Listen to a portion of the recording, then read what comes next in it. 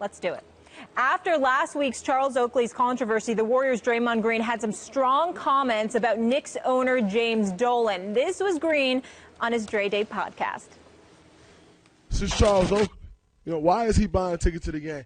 If I'm not mistaken, Dolan's was owning that team when he was playing. It wasn't a problem when he was speaking out then. It wasn't a problem when he was protecting their superstars then. And so if it wasn't a problem then when he were doing it for y'all, why is it all of a sudden a problem now when he speak out on something that he don't like? And now you want to disown him from your entire organization. That's a slave mentality. You're doing it for me, it's all good. But now you're doing it against me, or not necessarily against me, but you're speaking out against my organization. It's not good anymore. That's a slave mentality, slave master mentality. All right, there's that. Draymond not mincing words. Stephen A., what's your reaction to Green using the slavery comparison? I thought it was excessive, I thought it was uncalled for, and I thought it was unnecessary. And you're listening to a huge, huge fan of Draymond Green. He could be on my team any day of the week. He's a great person. He's a great warrior. And I'm not talking about the Golden State Warriors. I'm talking about he's a fighter on the basketball court. He played for my favorite coach in all of college basketball, which is Tom Izzo. But I thought he was a bit excessive here. If he had pointed to Charles Oakley being physically removed from the arena as cause for him to get to that point, I could understand that. But he was simply talking about Charles Oakley saying things that were deemed as insulting to the Knicks organization, and James Dolan responding by wanting him removed from the arena. The fact of the matter is that you've got to know the history of Charles Oakley and the history of James Dolan. James Dolan is inept. He is not a great owner at all. He's great at making money, but winning is not his forte. If you want to win, you don't want James Dolan as the owner of your basketball team. The facts prove as much.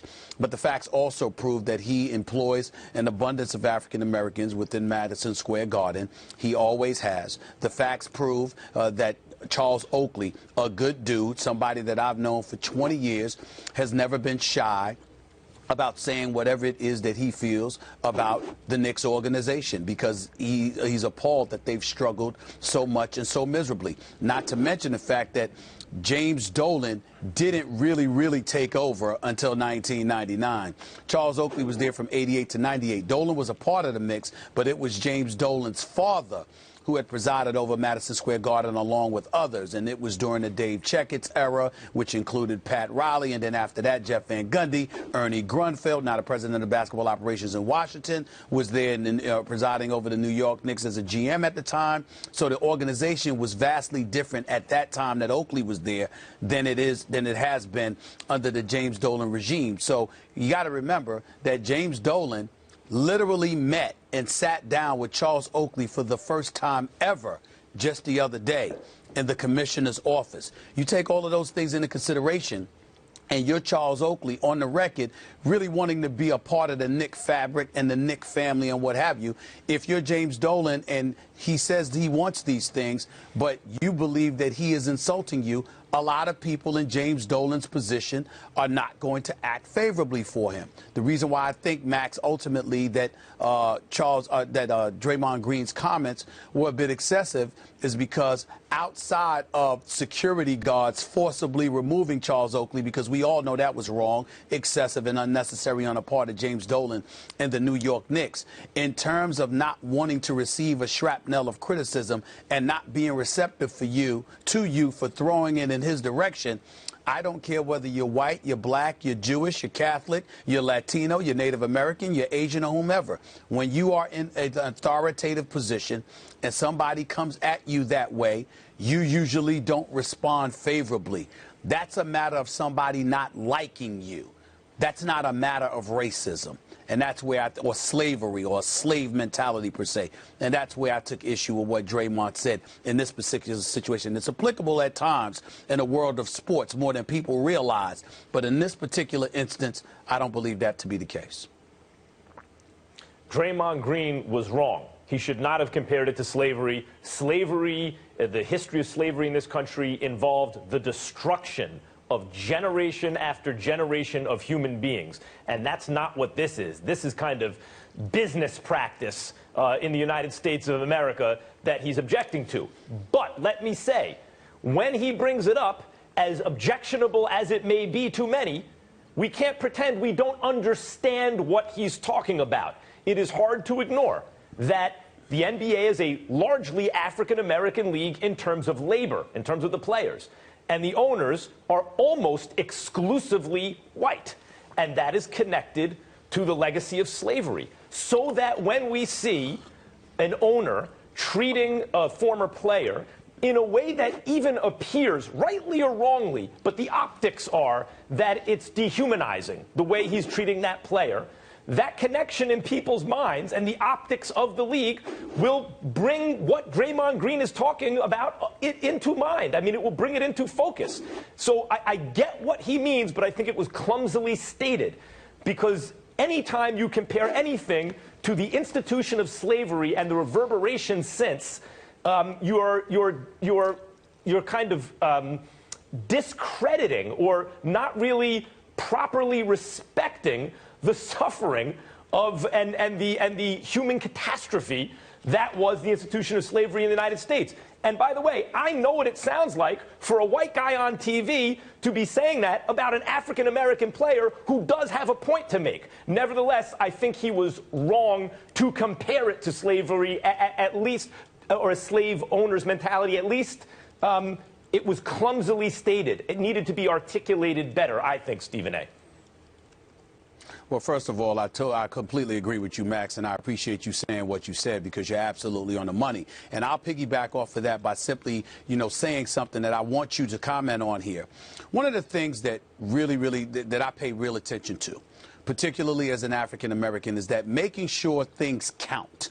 In other words, when you use incendiary language or polarizing a language, and you know that it's going to be talked about and debated about and what have you, you have a responsibility, particularly when you bring up one of the isms, to make sure that it counts, to make sure that it's applicable accurately so, and it's something that's relatively undeniable so it can provoke a larger discussion.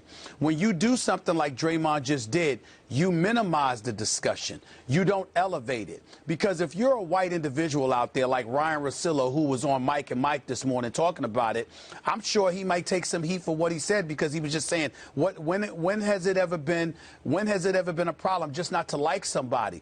The fact of the matter is, everything that he was saying, elaborating on the Draymond Green scenario here, Ryan Russillo was absolutely right in what he was saying, and I defend him to the nth degree. There are times when somebody doesn't like you.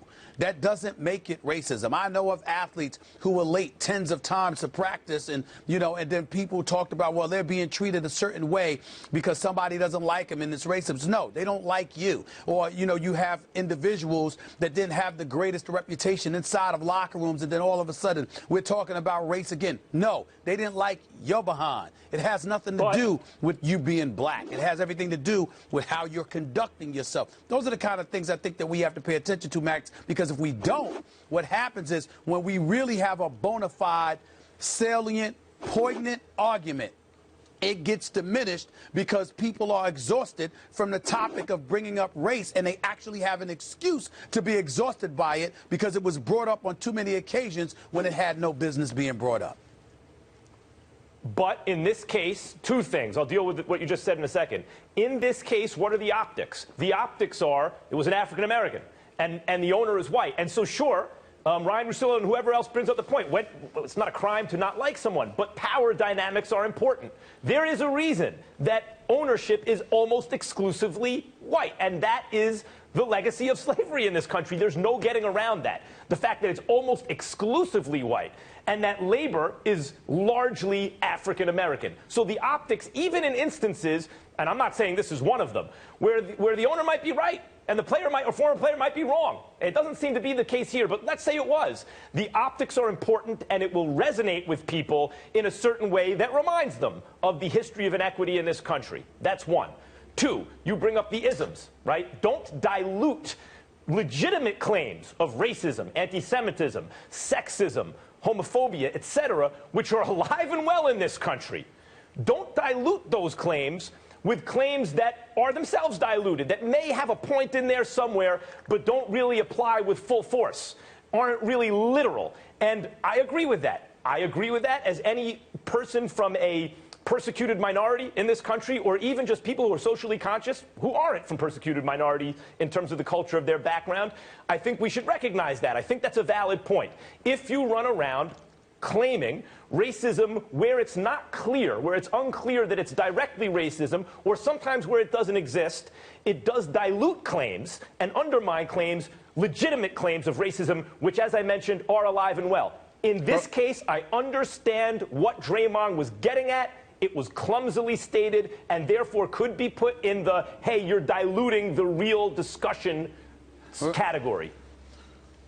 Well, the other thing that I think is important to mention, Max, before we finish this segment is that, you also have to take into account that even though it was clumsily stated and what have you, you have to have justification for it, and you have to take into account the ramifications. For example, you allude to ownership. Sure, the NBA has mostly white owners. The first African-American majority owner in major professional sports in this country happened to be Bob Johnson. Who's that for? The Charlotte Bobcats, now the Charlotte Hornets, who, by the way, is in the National Basketball Association. The majority owner of the Charlotte Hornets right now is who, Max Kellerman? It would happen to be Michael Jordan. When you look at, all right, do you see an African-American owner in Major League Baseball? Do you see an African-American owner in the National Football League? Do you see an African-American owner in hockey? The list goes on and on. So when we look at it, we understand that, as Richard Lapchick historically points out, that the NBA has an edge on other major sports entities in this nation as it pertains to African Americans. And so I'm just saying the point is that doesn't absolve something like this from happening. In other words, if indeed you have an owner with a slave mentality or whatever, it doesn't mean that this sport is immune to those circumstances. But it does mean you have to take into account that when we discuss the word progress as it pertains to major professional sports in this country, there is no doubt that the NBA, with the athletes and the way they're being paid, with the guaranteed contracts, with African Americans holding head coaching positions and executive positions as GMs or what have you, with an African American being an owner, the NBA is ahead of the curve. And if you're Draymond Green and you're en route to New Orleans for NBA All-Star Weekend and you bring this up on the eve of that, how are you looking out for the brand that has clearly helped facilitate you being where you are today? These are the kind of things you have to take into consideration. I think it's instructive, though, that it's celebrated that there's one African-American owner in the NBA, which was largely perceived for most of its history as the African-American sport among the major sports. And the reason for that is wealth is concentrated with white people. And those social networks then reinforce who owns what, especially in major leagues. And so, therefore, again, I appreciate the gist of what Draymond is saying. The optics are important. The power dynamics are important. But in this case, though that resonates with it, and it's connected to the history of this country, in this case, what I believe actually happened was a powerful business owner treated a former laborer shabbily. And yes, there's the optics of race involved, but it's really a criticism in this moment, I think, of business more than the legacy of slavery. Well said, Max. Let's take this conversation.